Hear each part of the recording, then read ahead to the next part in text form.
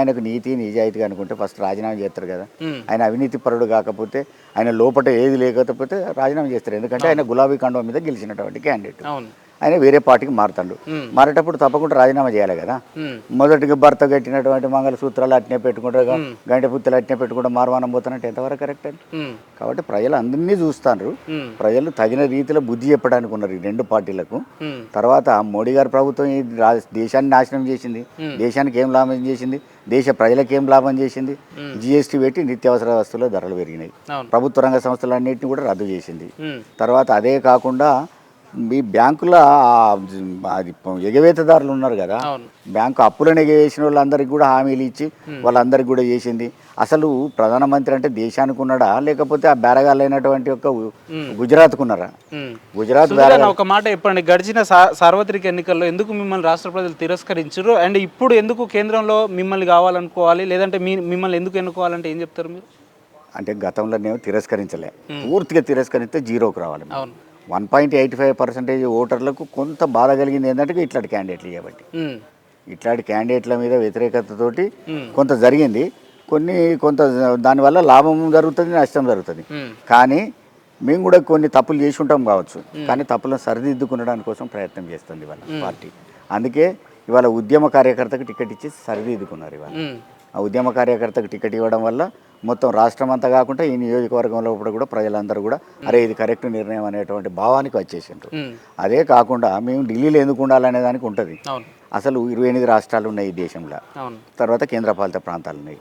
28 రాష్ట్రాలకు ప్రభుత్వాలు వాళ్ళ కాంగ్రెస్ పార్టీ కానీ బీజేపీ పార్టీ కానీ వాళ్ళకి ఏముంటుంది, అది గుజరాత్ నుంచి వచ్చిన party BJP party, Congress party Delhi నుంచి వచ్చిన పార్టీ.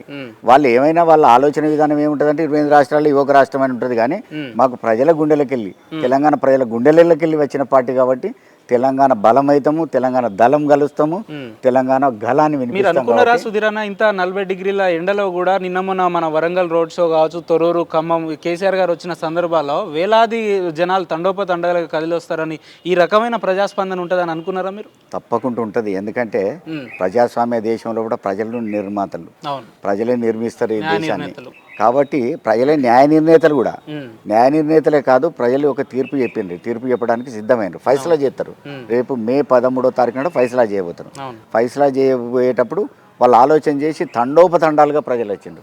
అయ్యో ఈ మా నాయకుడికి ఇంత నష్టం జరిగింది కదా, మేము చేసిన పొరపాటు ఏమైనా ఉన్నదా అనేటువంటి ఆలోచనతో వాళ్ళు ప్రలోభాలు పెట్టిండ్రు. కాబట్టి కాంగ్రెస్ ప్రలోభాలు పెట్టింది, అనేక ప్రలోభాలు. మార్పు కావాలి, కాంగ్రెస్ రావాలి అని చెప్పుడు, తర్వాత 2500 మహిళలకు ఇస్తామని చెప్పుడు, అవన్నీ బోగస్ మాటలు ఎన్నో చెప్పిండ్రు. కాబట్టి వాళ్ళందరికీ కూడా బుద్ధి చెప్పడం కోసం ప్రజలు సిద్ధమైనరు వాళ్ళు. ఎందుకంటే మమ్మల్ని మోసం చేస్తావా, మా మోసకారి మాటలు మాట్లాడతావా అనేటువంటి ఆలోచనతో ప్రభుత్వానికి వ్యతిరేకంగా ఉన్నాడు, కేంద్ర ప్రభుత్వానికి కూడా వ్యతిరేకత ఉన్నారు. అన్న, గతంలో 2 దఫాలుగా పార్లమెంట్ ఎన్నికలు మన వరంగల్లో చూస్తే మన దయాకర్ గారిని గెలిపించడం జరిగింది. ఆయన హయాంలో గత 10 ఏళ్లుగా ఏం జరిగింది అభివృద్ధి అంటే ఏమైనా చెప్పగలుగుతారా? టీఆర్ఎస్ పార్టీ హయాంలో, టీఆర్ఎస్ పార్టీ హయాంలో కాదు కానీ కేంద్ర ప్రభుత్వం చేయాలి. కేంద్ర ప్రభుత్వం చేసినప్పుడు కేంద్ర ప్రభుత్వం మీద ప్రెషర్ పెట్టాలి, గట్టిగా మాట్లాడాలి. గట్టిగా మాట్లాడి అక్కడ ఎందుకు రాదని అడగాలి. అరే ఎయిర్పోర్ట్ ఉన్న ఎయిర్పోర్ట్ రాకుండా చేస్తాను. తర్వాత హామీలు యాక్ట్లో పెట్టారు కదా మీరు, యాక్ట్లో పెట్టి విభజన యాక్ట్లో రీఆర్గనైజేషన్ కమిటీకి సంబంధించినటువంటి యాక్టులు ఉన్నదాన్ని అమలు చేయకపోతే హామీలు ఏమి అమలు చేస్తారు? ప్రభుత్వాన్ని మీద గట్టిగా నిలదీయాల్సినటువంటి అవసరం ఉంటుంది. వాళ్ళకు అర్థమయ్యే భాషలో మాట్లాడతాం. అంటే ఎట్లా చెప్తారు మీరు? ఏ రకంగా మాట్లాడతారు? ఇంగ్లీష్ అయితే ఇంగ్లీష్లో మాట్లాడతాం, హిందీ అయితే హిందీలో మాట్లాడతాం. వాళ్ళకి అర్థమయ్యే భాష అవి 2 భాషలే.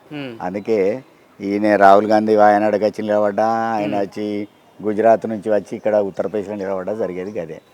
ఎక్కడ నిలబడ్డా కూడా వాళ్ళకు అర్థమయ్యే భాషలో చెప్పి ఖచ్చితంగా నిలదీయడం జరుగుతుంది, ప్రజల పక్షాన కొట్లాడడం జరుగుతుంది. ఏమన్నా ఎట్లా అనిపిస్తుందన్నా మీకు? కేసీఆర్ గారు పిలిచి మిమ్మల్ని అభ్యర్థిగా ప్రకటిస్తున్నా అని చెప్తున్న ఆ క్షణాన్ని ఏమనిపించింది? అంటే నిన్నటి వరకు వాస్తవంగా మాట్లాడాలంటే పార్టీలో ఒక విధేయుడుగా తెలుసు తప్ప కంటెస్ట్ చేస్తాడు అని ఎక్కడ కూడా చర్చలో మనం అటువంటి విషయాలు రాలే కదా. సడన్గా కేసీఆర్ గారు వచ్చి మిమ్మల్ని అభ్యర్థిగా ప్రకటిస్తున్నా అంటే ఆ క్షణాన్ని ఏమనిపించింది మీకు? నాకేమనిపించింది, కృతజ్ఞత చెప్పాలనేటువంటి ఆలోచన వచ్చింది, సంతోషం అనిపించింది. తర్వాత నిజమైన విధేయతకు పట్టం కట్టేటువంటి ఒక పార్టీలో నేను ఉన్నటువంటి భావం కలిగింది. ఉద్యమ పార్టీ నుంచి 2001 నుంచి పనిచేయడమే కాకుండా తెలంగాణ రాష్ట్ర సాధనలో కూడా పనిచేసినాం. వచ్చిన తెలంగాణలో అభివృద్ధి పదంలో బంగారు తెలంగాణ బాటలు వేస్తున్నటువంటి కేసీఆర్ గారి నాయకత్వం చూసినాం. నా రాజకీయ చరిత్ర 30 సంవత్సరాలు ఉన్నది దాదాపుగా. 30 సంవత్సరాల నుంచి నేను అనేక మంది ప్రధానమంత్రులను చూసిన. అంటే ఆనాడు నేను పౌరుడిగా చూసినప్పుడు మొరార్జీ దేశాయ్ నుంచి నేటి మోడీ వరకు, ఆనాటి చెన్నారెడ్డి నుంచి ఈనాటి రేవంత్ రెడ్డి వరకు రాష్ట్రం యొక్క ముఖ్యమంత్రులను చూసిన. అన్నిటికంటే ప్రజల సంక్షేమం, ప్రజల అభివృద్ధి, ఈ రాష్ట్ర అభివృద్ధి చేసినటువంటి యొక్క ఏకైక నాయకుడు కేసీఆర్ మాత్రమే. అది కాదని ఎవరు చెప్పినా నిలబడడానికి సిద్ధంగా ఉన్నాం. అది కాదనడానికి ఎవరికి అధికారం లేదు.